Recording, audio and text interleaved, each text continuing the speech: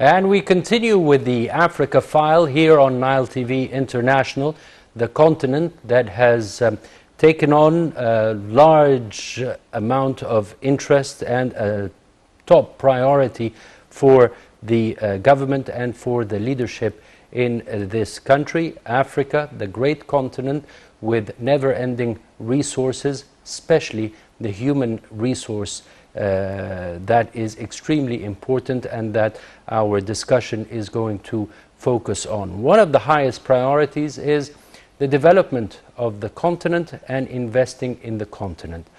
Hello and welcome. You're watching To The Point with Dina Osman. I'm Ayman Salah, sitting in for Dina. And tonight we have the pleasure to be hosting Dr. Shady El Sherif, who is the African and International Affairs Specialist at the European and North African Policies Center. Dr. Shady, a pleasure to have you on the program tonight. Thank you so much. Thank you so much for having me tonight, and good evening to your audiences. First, we start with a brief report on the African continent, and then we return to resume our discussion with Dr. Shady El Sherif. The African continent, the future of investment. This is how this continent is seen by experts and economists around the world. Economic experts have repeatedly emphasized that Africa has become the most important pillar of global economic growth and the most prominent destination for long-term investment activities for what it enjoys. Suffice it to say, with its strong economic resources and foundations, it is the continent of investment opportunities, development and wealth for those seeking to participate in its development or those seeking cooperation and partnership with it. The African continent is distinguished for being rich in human capital, material resources and its strategic geographical location. Its 1.3 billion population, or about 16.8% of the world's total population, live in an area of 30.4 million square kilometers. Predictions are that this continent will be the largest center for workforce, which will provide trained labor at cheap prices. The continent also enjoys the diversity and abundance of natural resources, including diamond, gold, silver, uranium, copper, platinum, cobalt, sugar, salt, wood, and the list goes on. Furthermore, this continent can easily be the world's food basket, as nearly 60% of the world's arable land is in Africa, providing billions of investment potential. In addition to the increase in oil reserves in Africa, rising from 58.7 billion barrels of oil to 132.1 billion during the past 20 years. To the point, what was once labeled the forgotten continent is now regarded as the new frontier, the continent of the future. All right, so we're back with Dr. Shady El Sherif, the African and International Affairs Specialist at the European and North African Policies Center. A pleasure to have you on the show tonight. The report ended with the statement that the forgotten continent is now the frontier continent. Would you agree with that statement? For sure. I believe that this continent is the most rich and the most important country in the world, considering the continent in the world. Because what we have in this continent is tremendous, ranging from material resources, human capital, opportunities, investment opportunities. Lots of things that are happening now in this continent are just impacting on the whole world. I truly agree with the statement. Mm-hmm. And I believe it's now a very important continent to focus on. What we see, especially in the past few years, is that the interest has become so obvious, to the extent that you have major powers seeking to harness or even embed their interests in the continent. Now you have countries like China, for example, that have been and are continuing and are growing their presence in the African continent and in different parts, especially to promote their Silk Road, the traditional old Silk Road.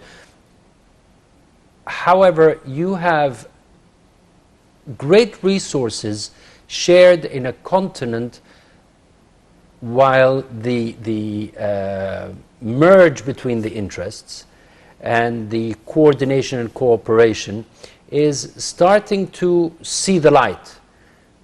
However, it is not to the level that is sought by those interested in the continent. Exactly. I would second on that, because the cooperation between the African countries was not that enough in the past few years.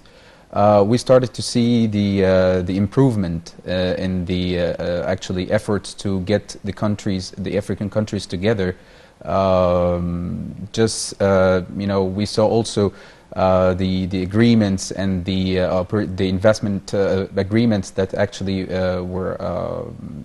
were made in the last few years, and that was not actually seen before, which means that we are actually witnessing a very important moment for the continent, and that means actually that we are witnessing a lot of new things actually that could be that could actually improve the future of this continent.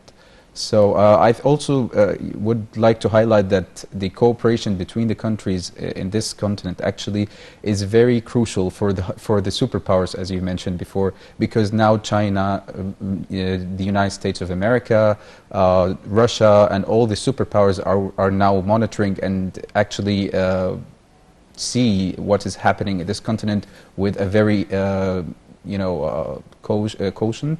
And they are actually now putting this continent on their agendas, because economically and militarily. Exactly.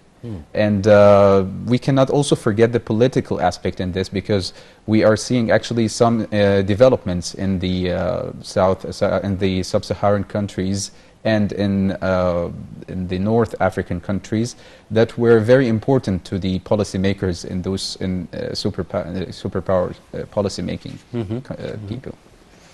All right. So on the line we have Dr. Mukhtar Ghubashi, the Deputy Chairman of the Arabic Center for Political and Strategic Studies.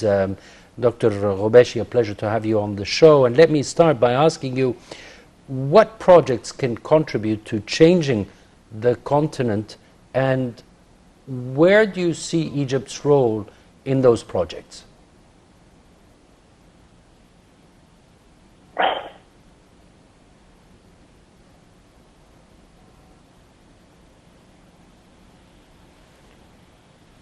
All right, so are we on the line with Dr. Ghubashi?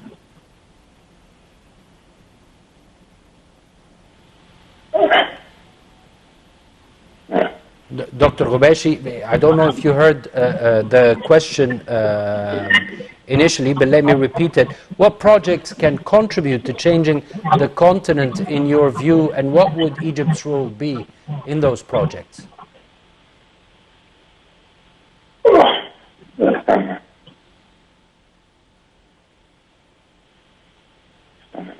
All right, there seems to be a technical problem with this connection. So let me ask you the same question as I just asked Dr. Ghubashi.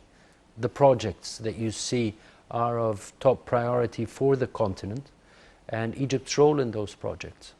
For sure. Let me start by saying that Egypt's leadership to the African Union last year was very successful, and we can see actually those projects through the whole year that Egypt was the leading country in this union, starting with the infrastructure industry actually, and we can see very big projects, mega projects actually that Egypt is now contributing to, like the Cairo-Cape Town road, which is a very it's a very huge project, and it was like a dream for the whole continent, and now it's becoming a reality. considering Egypt's role in achieving and implementing this project. And it started actually to get to progress since the last year, and that was only the highlight of this important industry. However, we have other industries also, like the food and agricultural aspects, and also we have the tourism, and we have other than this, other than these industries, that we can also talk about and talk about Egypt's role in this. So we can also see that Egypt contributed to the agricultural aspect in this continent by making agreements with countries like Sudan to import fresh meat. Egypt contributed to improve the agricultural sector in countries like also Chad and Sudan and even South Sudan. So we can see also that Egypt is not only focusing on the infrastructure industry, as some people might see, but also the Egyptian leadership is now focusing on other industries that are booming, and that we can make out of it actually as a whole continent, not only Egypt. And actually the risks that were surrounding these industries in the past are now demolishing, because of also Egypt's and other African countries' efforts to impose peace and stability in this continent. So other than the infrastructure industry, the food and agriculture industry, the tourism, we have telecommunication, we have many other industries that actually Egypt and its neighbors in this continent are contributing to improve. All right, let's continue our discussion after we host Dr. Alia Al-Mahdi, the former Dean of the Faculty of Economics and Political Science at Cairo University. Dr. Al-Mahdi, a pleasure to have you with us on the program tonight. And let me ask you first the highlights of Egypt's role in the African continent, especially after 2014. Well, thank you very much, first of all, to invite me to speak in your esteemed program. Second, surely Egypt has always played and has been playing recently a leading role in the African continent. It led the African Union during the last year, and I guess the relations, the political as well as the economic relations, are improving tremendously within the African between Egypt and almost all of the African countries. So Egypt's role cannot be ignored at all. It's one of the leading countries, if not their leading country.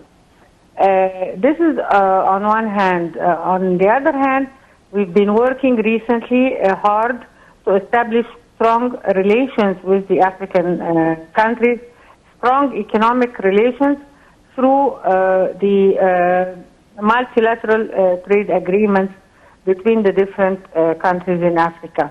So one can only say that Egypt's role is vital, is important, and is growing. What would you say? What would you say are the key priority issues and projects for the continent? Priority issues are different from projects. So let me talk about priority issues first. Egypt is a growing continent in terms of, population growth rate. It's a young continent in terms of the age structure of its population. However, we still have some challenges to face, and I guess most of the African countries are aware of that. Let me tell you about the most important challenges that we still have to face. First of all, Africa is considered to be one of the rich continents in the world. It's rich with land that could be cultivated. It's rich with water facilities, resources. It's rich with minerals, with animal... But what would you say are the priority issues for the development of the continent? If we are to put the headlines of the priority issues, what would those be?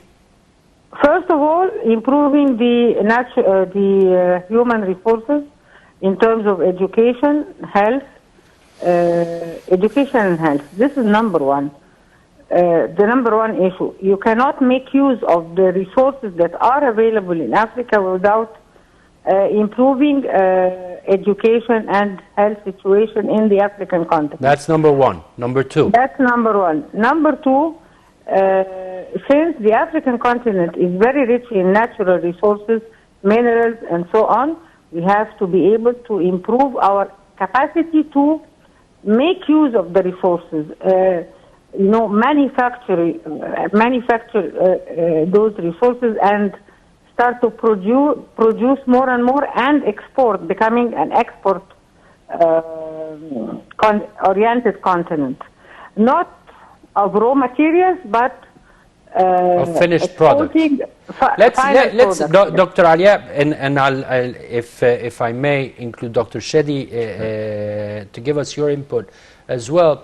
One of the resources that you mentioned, Dr. Alia, I would say, for example, cocoa production in the African continent, the major cocoa producer in the world. Yes. And in order to have the final product that we drink, the hot chocolate, for example, it has to go to Europe to be refined, then re-exported to the African continent, and then the consumer uses it or drinks hot cocoa, for example. Yes. Why isn't this done in the continent? You have the capacity here in Egypt, for example, to do so. This is an example where further manufacturing should take place. I mean, if we do that, we make more use of our manpower. We increase the value added of the cocoa plant. I'm just giving it as an example, right? This is just one example, but let me give you other examples. We have tremendous, huge amounts of production land, the size of production land. This is one. We have animal wealth. We have, and let me give you the very well-known example of gold, diamonds. Those are, just taken out of the land and then exported to to Europe or wherever, and manufactured there. Right. So why not, go through the process of manufacturing until the final product? So we are losing a lot of our strength when we export minerals in their very primitive.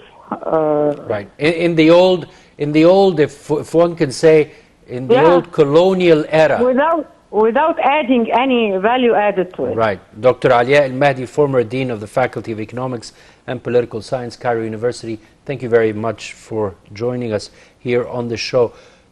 Dr. Shady, I believe you want to add something, and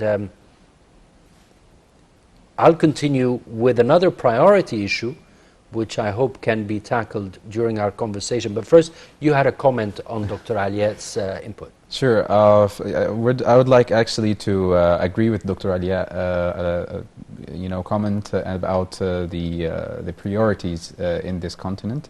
But I would also like to add one example for other than the cocoa one, which is tea. You know that before 2000, Egypt actually and other countries were importing tea from, as you said, European countries and other countries. Then they're the actually original producers of tea in Africa. So starting from 2004 and going forward, Egypt actually started to shift this to the African continent itself. Like Egypt started to import tea from Kenya, from other countries in this continent, which actually they have a very, very good quality tea. And this is actually it cannot be competing with other production in this world because. Dr. Shady, I would agree that this continent is plentiful in resources. Yes. However, there seems to be an issue that has not been addressed to the extent that it should be in order to promote such cooperation, which is transportation links. Exactly. In order for me to go to a certain African capital, I would have to go via Paris or London. Exactly. I don't have a direct flight between Cairo and most of the African cities in this continent. Would you say that transportation should be priority number one? Unquestionable. That should be the first thing that when investors actually think about the best industry to invest in this continent, their focus should be on the infrastructure industry and on the transportation links between the African continent, between the African countries. As I mentioned earlier today, like as I said, the Cairo-Cape Town road actually is one important example for this, because actually you have very good opportunities to use the country's material resources and to use this country's richness actually in resources, but you need infrastructure. You need very important, very good and very well established actually infrastructure that can link actually the countries together. And we started this actually, and we can see the improvement in this regard in the last few years. But I actually would second also the importance of the air transportation, actually, as you said, because we do not have this kind of easy air transportation between even the African countries itself. In order for us to promote business between African countries, and especially when you're talking about us here in Egypt having a presence in the African continent and vice versa, there seems to be a real need to have air links, proper air links, between different African countries, as well as the maritime transportation routes that are known. Basically, you have to go around the continent somehow. And Egypt can be a hub, would you say? That you need to have a hub for air transportation in order for you to reach different African countries, in order for you to go from west to east. Why not go through Cairo International Airport, for example? Sure.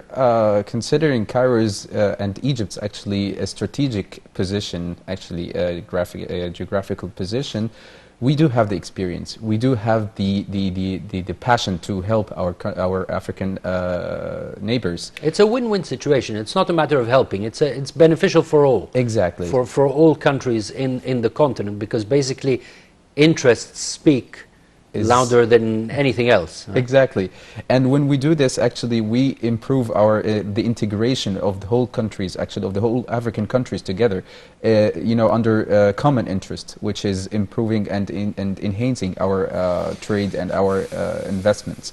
So I'd also say that for people to visit African countries, for even tourism, right. I believe, and I do have some friends actually who wants to actually visit specific African countries because the landscape are actually amazing, but they couldn't do this because of the lack of, as I said, the direct flights to these countries and also the high expenses to buy a ticket, like a round trip from say Brussels to Tanzania, for example.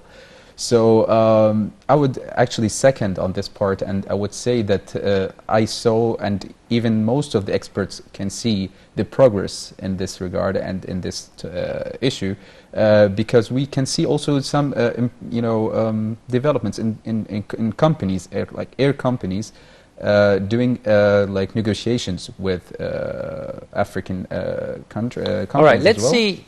On the government level, we have with us on the line Dr. Ibrahim Nawar, who is the former advisor to the Minister of Industry and an economics expert. Dr. Nawar, a pleasure to have you on the show with us tonight. And let me start by asking you, while with your government expertise and former work as an advisor to the Minister of Industry, how would you say progress is being made on the promotion of trade between African countries?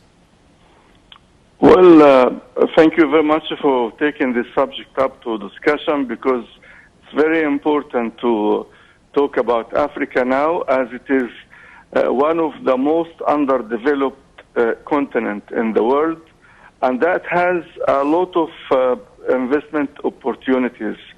Enhancing trade is one of the things that needs to be done inside the continent and between the continent and the rest of the world.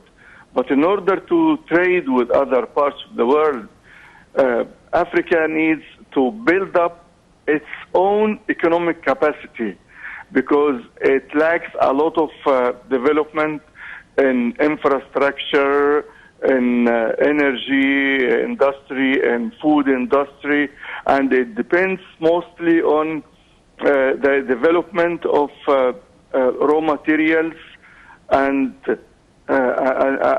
oil. In some cases, we have African countries working with its old colonial powers. We now have the most country that is that has investment in Africa is Holland, for example. Holland is an old colonial power. France is an old colonial power. We have as well the United States. In order to move forward which is from not this a former pattern colonial of power. investment, we need to enhance the cooperation, the regional cooperation inside the continent itself. And in order to move forward on the pattern of trade between Africa and the rest of the world, we need to develop the energy and food sectors, mainly energy and food sectors and infrastructure, because these are the basics for new industries and for new development. Without developing energy, food industry, and infrastructure, there will be a lot of lacks and pitfalls in the development of Africa and in the ability of the continent to attract foreign investment. As we know, this year, because of COVID-19 and because of the problems that the world is facing, most of the world has actually suffered decline in investment and foreign direct investment inflows. It happened in Africa, it happened in Latin America, it happened in Europe and the States.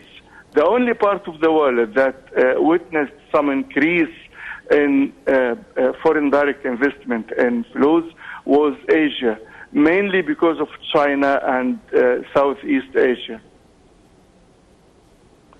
All right, Dr. Nawar, you mentioned the different sectors that need to be promoted. However, one of the sectors that was not mentioned was the banking sector. In order for me to deal with an African country, there has to be a corresponding bank, for example, and there has to be an ease of moving my money, if you will, from country to country. And this is not present in the African continent. Is there an effort to address this issue? Well, in fact, the World Bank and the IMF are trying to build up some momentum in developing the financial infrastructure in the continent. And some African countries, including Morocco, for example, are trying to expand in other parts of the continent and building up branches for its own banking sector.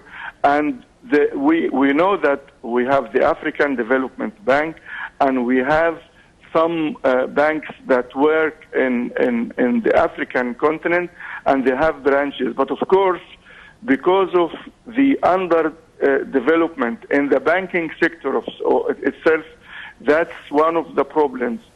And as I mentioned in the beginning, the continent in general is very much underdeveloped, and that's why it attracts a lot of investment and it attracts a lot of attention from the rest of the world. Dr. Ibrahim Nawar, the former advisor to the Minister of Industry and Economics Experts, thank you very much for joining us on the show. Back to Dr. Shady, priority issues.